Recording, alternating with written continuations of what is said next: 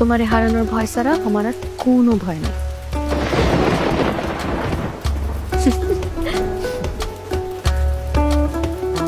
আইসো কেন?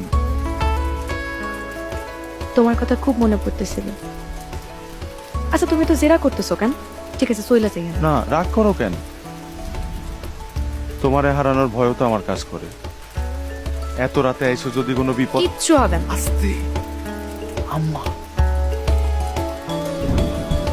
চামচাকে পড়তে বসো, আমি চাই। চলো তোমার আগাই দিয়ে আসি। কোনো দরকার নেই, কয়দিন পরে ভর্তি পরীক্ষা। এখন যদি বৃষ্টিতে ভিজা জ্বর আসে তাইলে কিন্তু রক্ষা নেই।